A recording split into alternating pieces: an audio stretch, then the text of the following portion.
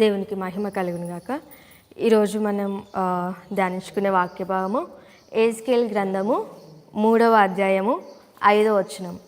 ఎహెజ్కేలు గ్రంథము 3వ అధ్యాయము 5వ వచనం. నీవు గ్రహింపలేని ఏసమాటలు పలుకు జనుల యొద్దకు కాదు, ఇజ్రాయేలీయుల యొద్దకే నిన్ను పంపుచున్నాను. దేవునికి మహిమ కలుగును గాక. సో ఇక్కడ మనము గమనించుకున్నట్లయితే ఇక్కడ ఎహెజ్కేలును దేవుడు ఇజ్రాయేలు ప్రజల యొద్దకు పంపుచున్నాడు. సో ఎందుకు అంటే వాళ్ళ ఎహెజ్కేలుకి ఇజ్రాయేల్ ప్రజలు తెలియని వాళ్ళు కాదు, తెలిసిన ప్రజలే, తెలిసిన భాషనే, తెలిసిన సంస్కృతే. సో ఎందుకు మరి దేవుడు అంత స్పెసిఫిక్గా ఆయనకు చెప్తున్నాడంటే, అక్కడ ప్రజలు ఎలా ఉన్నారంటే మనకి 8 వచనాలు 9 వచనాలు మనం గమనించుకున్నట్లయితే 7వ వచనంలో, అయితే ఇజ్రాయేలులందరూ సిగ్గుమాలిన వారును కఠిన హృదయులనై నేను చెప్పిన మాటలను ఆలకింపనొల్లక ఉన్నారు గనుక నీ మాటలు విననొల్లరు. ఇదిగో వారి ముఖము వలనే నీ ముఖమును కఠినమైనదిగాను నేను చేసేదను, వారి నుదురు వలనే నీ నుదురును కఠినమైనదిగాను చేసేదను.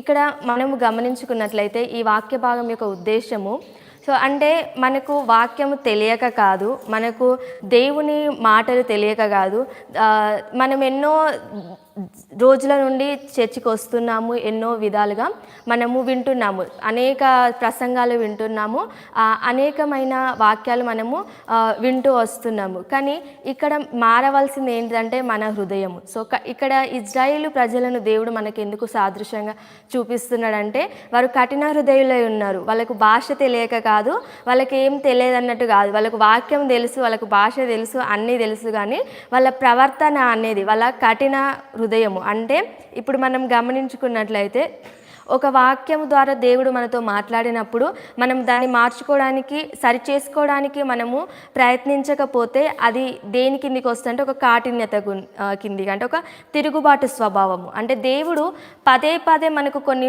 అంశాలను, కొన్ని వాక్యాల ద్వారా మాట్లాడుతున్నా కానీ మనము దాన్ని పట్టించుకోవట్లేదంటే అది తిరుగుబాటు స్వభావంగా మనం చూసుకోవచ్చు. మనకు సామెతల గ్రంథంలో ఒక మాట ఉంటుంది, ఎన్నిసార్లు గద్దించను వినని వాడు మరి హఠాత్తుగా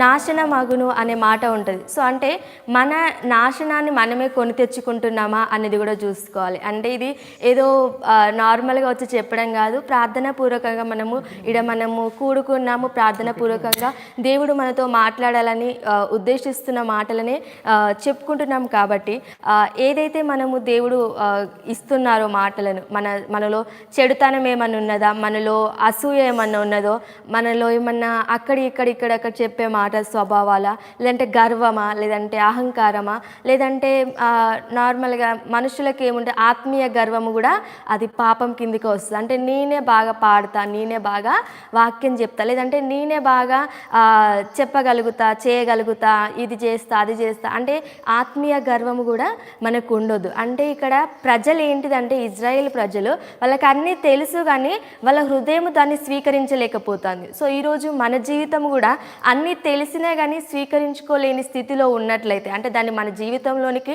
అప్లై చేసుకునే స్థితి మనలో లేకపోతే మనం ఎన్ని చెప్పినా వ్యర్థమే, ఎన్ని చేసినా వ్యర్థమే కదా. అంటే మన హృదయం అనేది దేవునికి అంగీకారంగా లేనప్పుడు ఎన్ని ఉన్నా అంటే అది వ్యర్థం అనేది ఇక్కడ మనం గమనించుకోవచ్చు. సో దేవుడు మనకు పరిశుద్ధ గ్రంథాన్ని ఇచ్చిండు, మనకు ఒక పరిశుద్ధ స్థలము, చర్చి, అన్నీ దేవుడు, సంఘ కాపరి నీ దేవుడు మనకు అనుగ్రహించిండు. సో ఎంతవరకు మనం దాన్ని ఫాలో అవుతున్నాము, ఎంతవరకు దాన్ని మనము ముందుకు తీసుకువెళ్ళగలుగుతున్నాం అనేది కూడా మనం చూసుకోవాలి. ఇంకొక మాట, ఈరోజు మనకి మట్టల ఆదివారం కదా, ఒక చిన్న విషయం నేను జ్ఞాపకం చేయాలనుకుంటున్నా.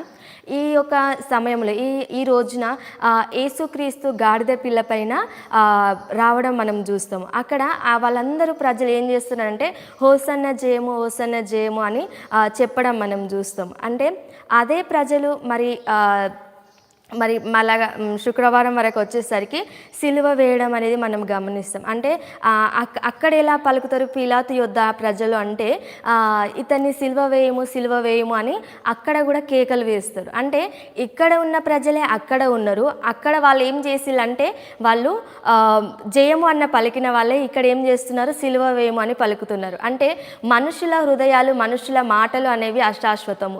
సో వాళ్ళ హృదయాలు, వాళ్ళ హృదయాంతరంగాలు ఎలాగైనా ఉండవచ్చు. సో మనము దేవుణ్ణి ఆశ్రయించి దేవునిపై మన ఆశను పెట్టుకున్నప్పుడు మనము దాన్ని ఆస్వాదించగలుగుతాం. అంటే మనము సంతోషంగా ఉండగలుగుతాం మొదటగా.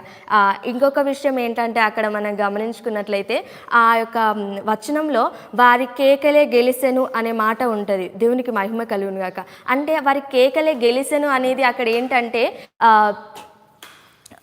వాళ్ళ ఉద్దేశంలో వాళ్ళు గెలిచిల్లు అనుకుంటారు. కానీ యేసుక్రీస్తు యొక్క తండ్రి చిత్తాన్ని నెరవేర్చడానికి కుమారుడు వచ్చిండు కదా. సో కుమారుడు ఏదైతే తండ్రి చిత్తాన్ని నెరవేర్చడానికి వచ్చిండో తండ్రి చిత్తాన్ని నెరవేర్చి విజయోత్సవంతో కేక వేసినని మనకు వాక్యంలో మనం చూస్తాం. అంటే ఆ యొక్క పరిస్థితులలో గెలిచింది వారి కేకలే అని వాళ్ళు అనుకుంటారు. అంటే ఆ సమయం వరకు వాళ్ళు అనుకుంటారు కావచ్చు మేమే గెలిచినాము అని ఒక గర్వంగా ఫీల్ అయ్యారు కావచ్చు. కానీ అక్కడ నిజమైన విజయం మనం గమనించుకున్నట్లయితే యేసుక్రీస్తుది కదా. తండ్రి చిత్తాన్ని నెరవేర్చిండు. అంటే ఆ మనుషుల ముందు తగ్గించుకున్నప్పటికీ, వాళ్ళ మాటలు సహించినప్పటికీ, వాళ్ళ మాటలు తన దేహానికి, తన హృదయానికి గాయమైనప్పటికీ, సో దేవుడు ఏం చేసిండు అక్కడ ఆ మాటలను వాటిని కాకుండా కేవలం తండ్రి చిత్తాన్ని మాత్రమే దేవుడు లక్ష్యం ఉంచిండు. సో కుమారుడు తండ్రి చిత్తాన్ని నెరవేర్చడానికి వచ్చిండు, తండ్రి చిత్తాన్ని నెరవేర్చి మరలా వెళ్ళిపోయినట్టుగా మనం చూస్తాం. సో ఇది మన జీవితానికి అప్లై చేసుకున్నట్లయితే మనలో కూడా, అంటే మన చుట్టూ ఉన్న ప్రజలు కావచ్చు, మనుషులు కావచ్చు, సో మనల్ని ఎలా మనం బాధపెట్టేలా మాట్లాడినా, మన చుట్టూ ఉన్న వాళ్ళు మనం కృంగిపోయేలా మాట్లాడినా మనము చేయాల్సింది వాళ్ళ మాటలు కాదు. సో మనం ఎందుకు వచ్చినాం, తండ్రి చిత్తాన్ని నెరవేర్చడానికి ఈ లోకానికి వచ్చినాము. సో తండ్రి చిత్తం ఏమై ఉన్నదని మన హృదయము దేవునికి అంగీకారంగా చేసుకొని దేవుని దృష్టికి మనము యోగ్యులుగా ఉన్నప్పుడు, సో మనుషుల మాటలు అనేవి మనకు కొంత సమయం వరకు బాధ కలిగిస్తేమో కానీ ఆ బాధ అనేది మనం దేవునికి సన్నిధిలో మనం మొరపెట్టుకున్నప్పుడు దేవుడు దాన్ని తీసివేస్తాడు. నీ భారము యెహోవా మీద మోపుము. సో అంటే మనుషులు మన మీద ఆధిపత్యం చేసో లేదంటే వాళ్ళే గెలవాలని మాట్లాడిన ప్రతిసారి దేవుని మనం జ్ఞాపకం చేసుకొని అక్కడ గెలిచేది వాళ్ళు కాదు మనము అనేది గమనించుకోవాలి. అంటే అక్కడ క్రీస్తు విజయం పొందిండు. సో విజయోత్సవంతో కేక వేసిండు. ఆ కేకలు అనేవి మనుషుల దృష్టికి మనం ఓడిపోయినట్టు కావచ్చు, కానీ దేవుని దృష్టికి మనం గెలిచినట్టు. ఎప్పుడు మనం మౌనంగా ఉండి దేవునికి అంగీకారమైన జీవితము జీవించినప్పుడు, తండ్రి చిత్తాన్ని నెరవేర్చినప్పుడు మనము చేసినట్టు. సో ఇక్కడ మనం యేస్కేలు గ్రంథంలో ఏం చూసుకున్నామో ఆ ప్రజలు హృదయ కాఠిన్యం గలవారు అని చూసుకున్నాం కదా. సో ఒకవేళ మన హృదయము కాఠిన్యంతో నిండినట్లయితే, మనము తిరుగుబాటు స్వభావం కలిగిన వారమైతే అది తొలగించుకొని ఈరోజు ఏదైతే దేవుడు మనకు జ్ఞాపకం చేస్తున్నాడో, ఒకవేళ మనుషుల ద్వారా మనము బాధపరచబడుతున్నా, మనుషుల ద్వారా మాటల ద్వారా మనము కృంగిపోయేలా ఉన్నా కానీ వాళ్ళని పట్టించుకోవాల్సిన అవసరం లేదు. ఎందుకంటే మనం వచ్చింది తండ్రి చిత్తాన్ని నెరవేర్చడానికి. దేవునికి మహిమ కలుగును గాక. సో తండ్రి చిత్తాన్ని నెరవేర్చడం మాత్రమే మన ధ్యేయంగా, లక్ష్యంగా ఉండాలి. సో అది మనము ఫోకస్ చేసినప్పుడు మనుషుల మాటలు, మన చుట్టూ ఉన్న వాళ్ళ మాటలు మనల్ని అవి ఎక్కువ తాకవు. సో మనం దృష్టి అంతా దేవుని పైన ఉంచుకోవాలి. ఒకవేళ మనకు తిరుగుబాటు స్వభావం కలిగి ఉన్నట్లయితే మనం దాన్ని తొలగించుకొని ముందుకు కొనసాగాలి. మనకి ఏదైతే దేవుడు కొన్ని సోర్సెస్ని ఇచ్చాడు కదా, మనకు పాస్టర్ గారిని ఇచ్చారు, మనకు బైబిల్, మనము ప్రేయర్ చేస్తే దేవుడు మనతోనే దేవుడు స్పష్టంగా మాట్లాడతాడు.